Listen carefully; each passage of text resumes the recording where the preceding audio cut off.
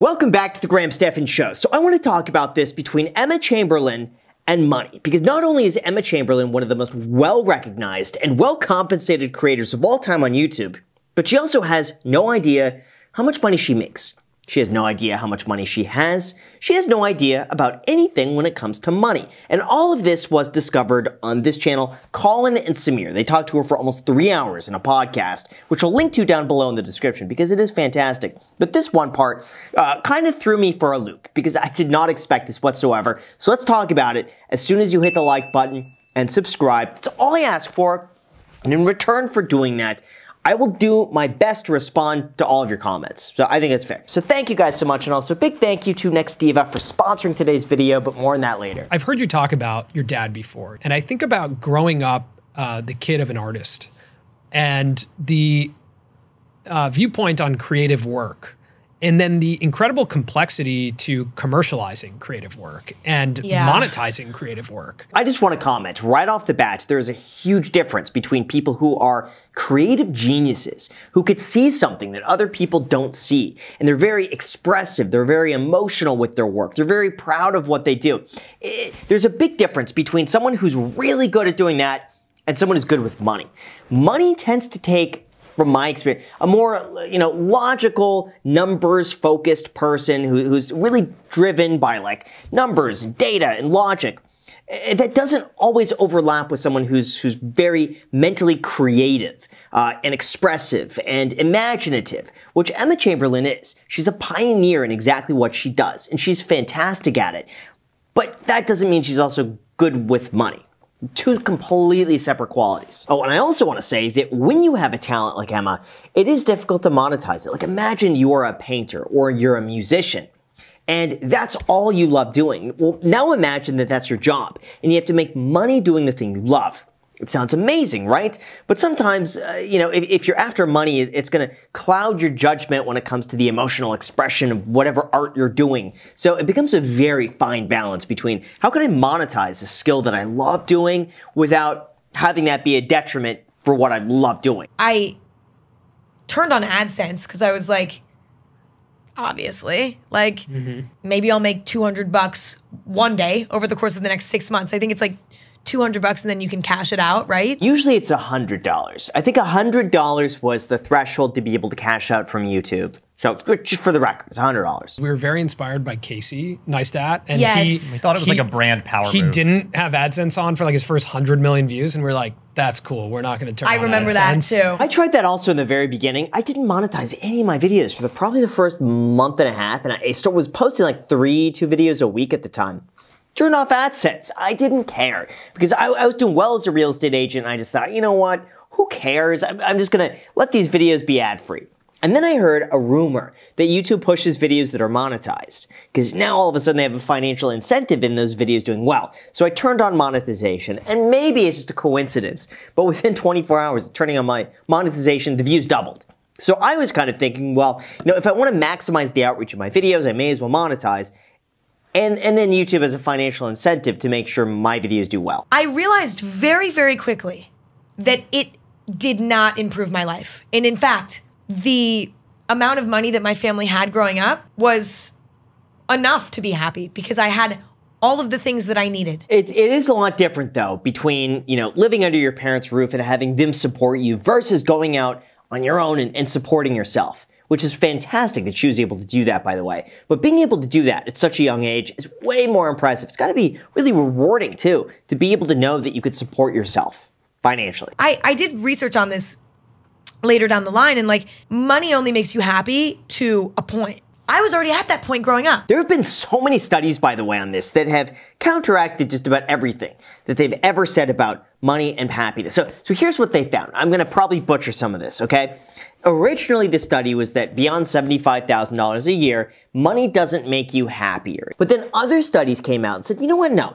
It's actually more like $125,000 a year for you to feel, optimally happy. And the $75,000, they made some issues with that, so $125,000. Then there's another study that came out on top of that that found that more money does make you happier if you're already happy. And so if you're a happy person to begin with, going from $100,000 to $200,000, you'll be happier. Going from $200,000 to $400,000, you'll be marginally happier.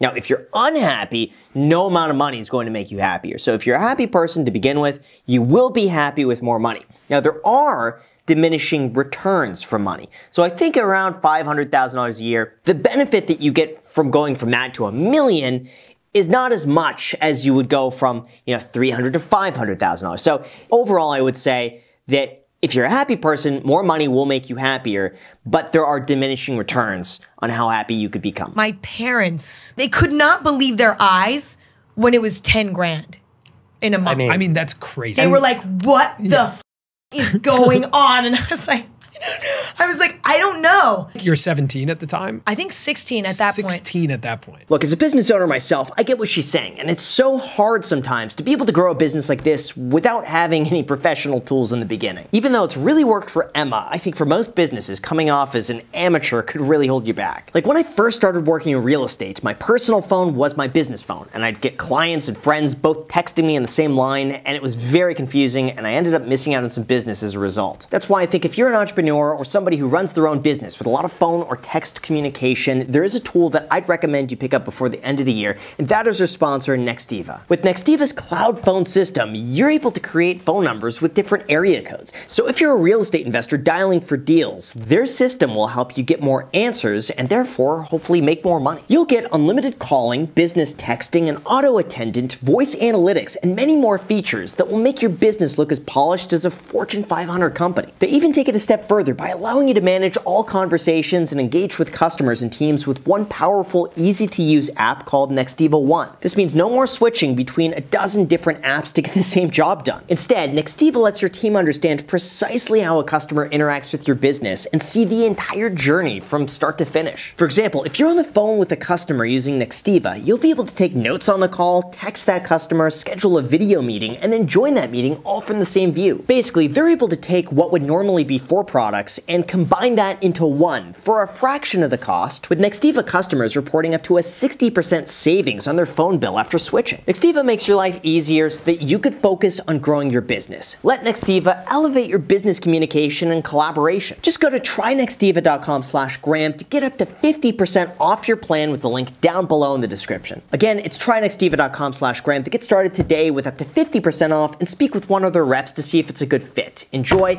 and now with that said, let's get back to the video. You assume that like if I make a ton more money, then I'll have a ton more time. I think that's like a choice that you have to make of what's your value system. And maybe our YouTube brains teach us to look at numbers in a way that they should always be going up. That's the toughest part with YouTube, or really any business that you directly control, is when there's a direct output between the more I create, the more money I make. When do you stop creating?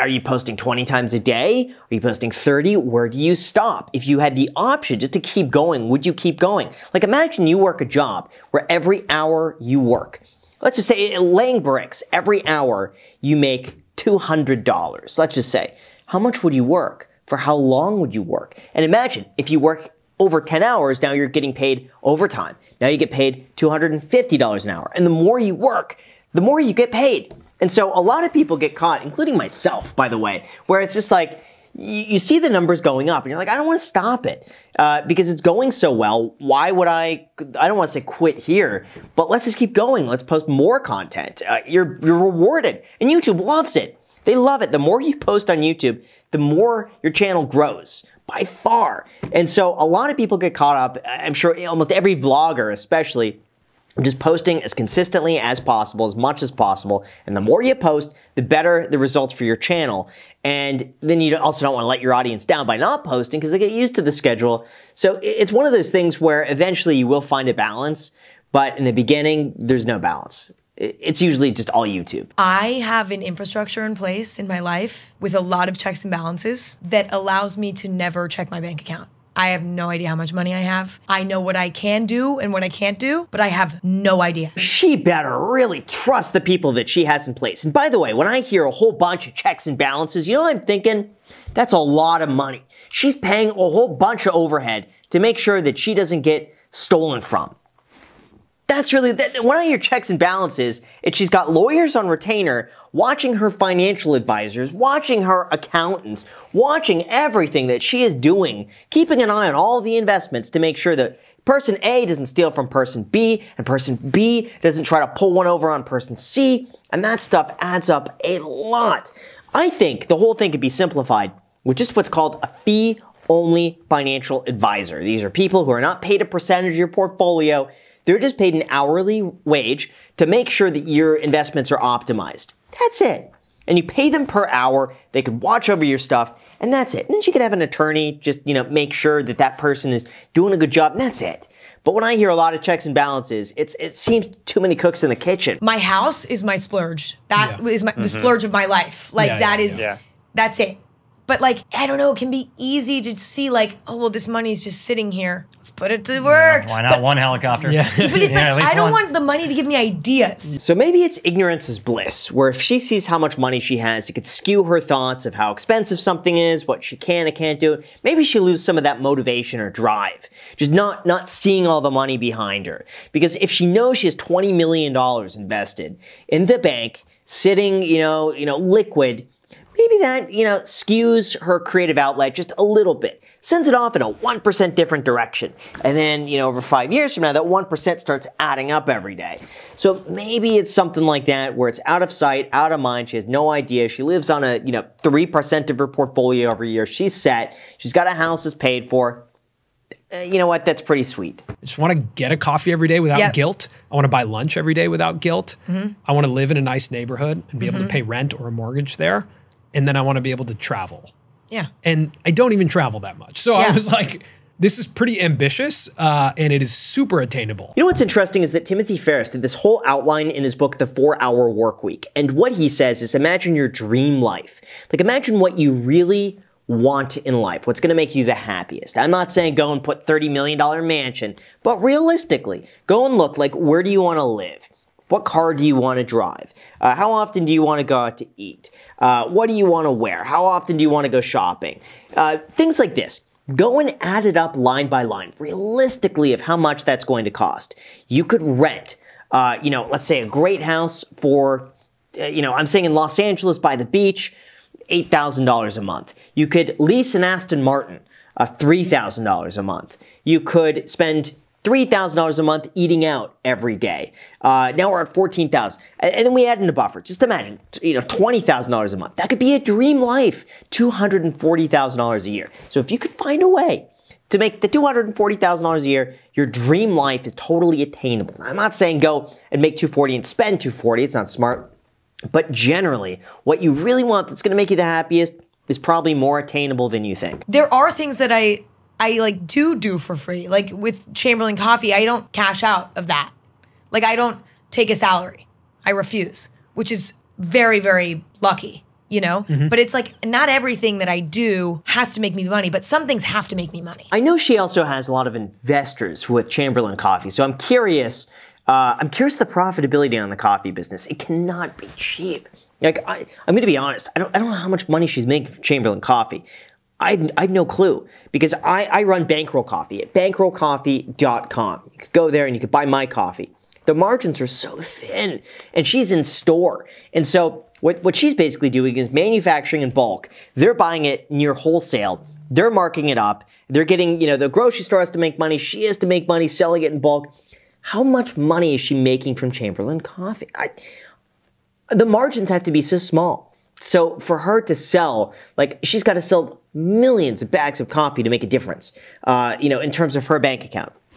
I don't know. I don't know if it's a viable business at scale because you have to compete with Pete's and Coffee Bean and Starbucks and Folgers and all these other brands that just go at such big scale that it's hard for, a smaller brand to fit in there because it's such low margins. That's the point I'm getting at. I don't know if Chamberlain Coffee should make money on that. I don't know. Well, Chamberlain Coffee, I've only ever invested in it. Right. So actually, that's negative. Know it. See? I told you, the margins for coffee are so bad. I'm telling you guys, if I'm selling coffee and I'm struggling for a 20% profit margin on this. I don't want to say struggling. I think, you know, I had the price a little bit higher because we're getting to the point where we're doing all this for years, break even, just for the sake of growing the business. We got to make some money, okay? We got to make money at bankrollcoffee.com if you want to support it.